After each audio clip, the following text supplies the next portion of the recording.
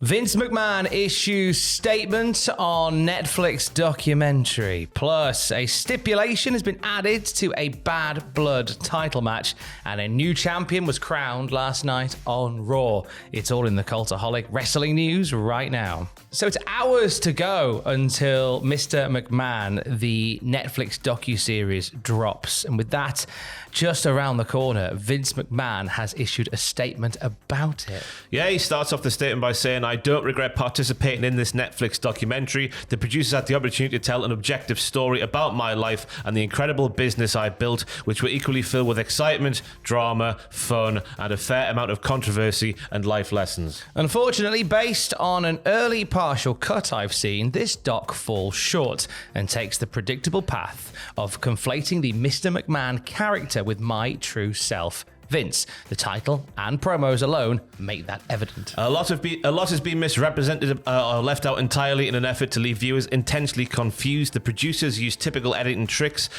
without context footage and dated sound bites, etc., to distort the viewer's perception and support a deceptive narrative. In an attempt to further their misleading account, the producers use a lawsuit based on an affair I ended as evidence that I am in fact, quote, Mr. McMahon.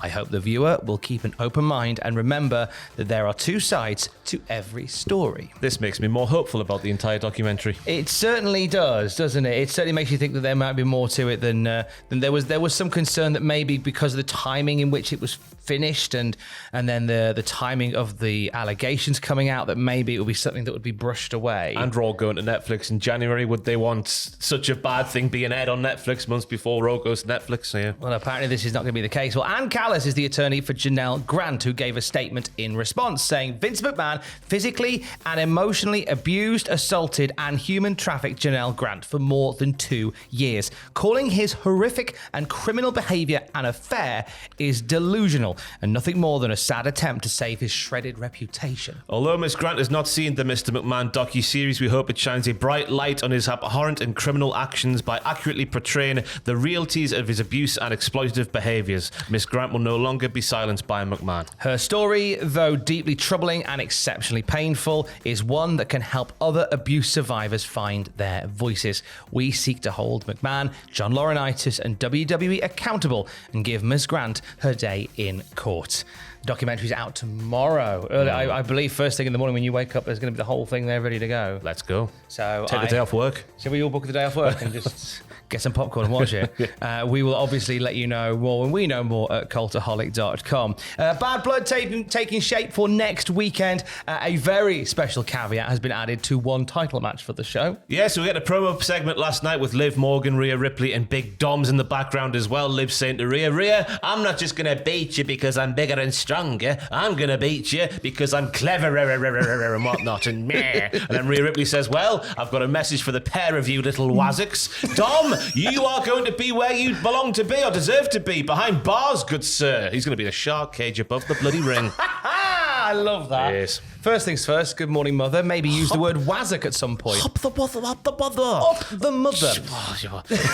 The shark cage making a comeback in 2024. Why not, eh? So they're going to stick Dom in a shark cage and hang him above the ring for I the match. assume they've got a toy coming out at Christmas time that need this flog. That's what normally happens, isn't it? Yeah. Remember when Sheamus was with a monster truck or something like that? Then they had a monster truck toy with Sheamus. It was incredible times. They always time these things. I always enjoy when they bring out the shark cage for certain matches and the creative ways in which maybe a wrestler will find their way out of it, like when Chyna was in the cage above the ring for Triple H and Owen Hart's match. I want to say Over the Edge 98, maybe, like, or the show after Unforgiven 98. Unforgiven 98 was the one, I think.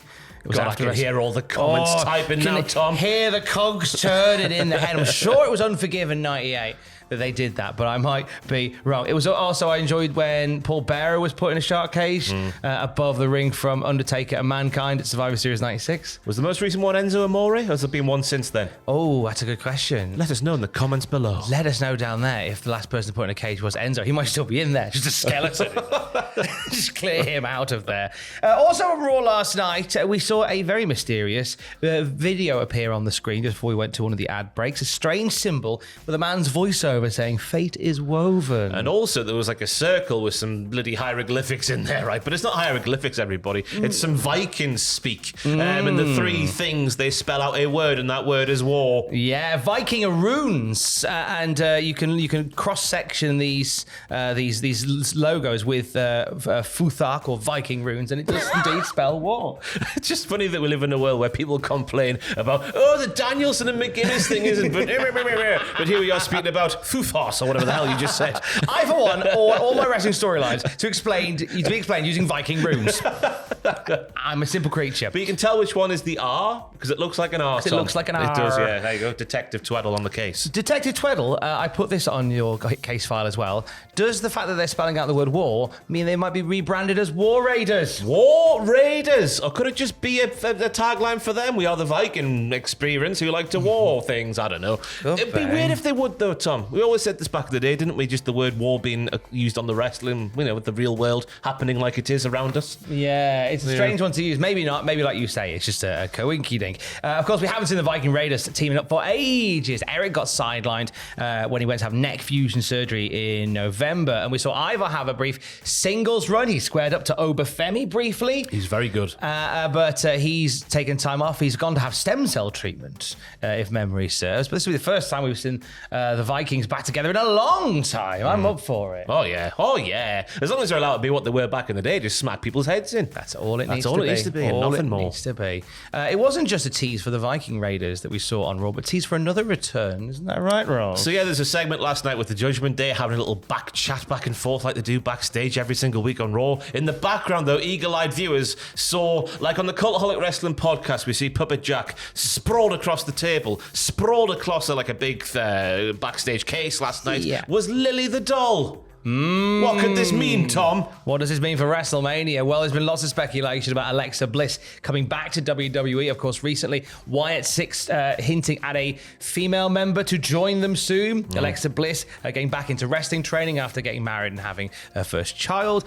So it's looking like Alexa Bliss return on the cards, maybe? Question mark? Or, as me and Jack were speaking about yesterday, could be Dakota Kai as well, because she was rumoured to be coming back to the ring fairly soon after what she put on something somewhere at some point in time. On the gram, she had a little montage of her clips, and it was just said, "See you soon." I completely forgot what that was from yesterday morning. I'm an old man with no memory. But yeah, just before her untimely injury, there was a backstage segment where she was getting interviewed and the White's logo was there. Dakota Kai, of course, has split up a family as well. So it could also be her if it's not going to be Alexa Bliss, but the fact that Lily's there would make you think it's Alexa Bliss, wouldn't it? Dakota Kai.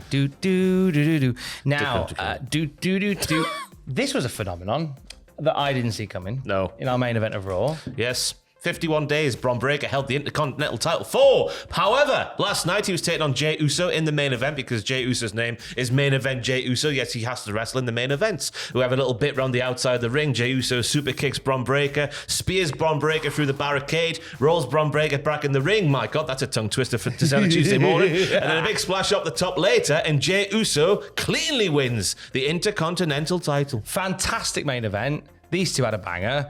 And I was genuinely caught off guard. Yeah, especially in this Triple H era, because you're getting to that point where you're thinking, big title switches like this one have to happen on a Big Five event. Well, your WrestleManias and your SummerSlams and that kind of thing, but they see it happen on Raw in the main event, especially with someone like Jey Uso. The stories there with him never having a singles title, the fan investments there as well, as we saw by the place. Going radio rental after he won. Oh, yeah. I'm glad they did it. I love how he jumped into the crowd, but I don't know whether this was an unplanned bit because no one told the pyro guys. Because this beautiful pyro went off to mark the changing of the guard, but no one saw it because they were looking at Uso in the crowd instead. Yeah. Bless them. But I'm genuinely chuffed for Jay. Yeah, well, the story's there, isn't it? But it's a little bit weird for Braun. It's his second big defeat on the main roster in fairly quick succession. Who's to say he doesn't get the belt back in fairly quick succession? Straight away. I mean, there's something to be said for maybe getting them on pay-per-view. Maybe not Bad Blood, but maybe War Games. I know, because Jay will be in the War Games match, probably more than likely. It's over, Tom. Braun Breaker's got to retire. There's nothing left. He's done. It's a 33% chance that he will definitely retire after this one. So it'll cause all off guard, but a happy surprise. A very happy surprise indeed. And for the very latest wrestling news at any time, happy surprises are waiting for you at cultaholic.com. Stay safe. Love you. Bye.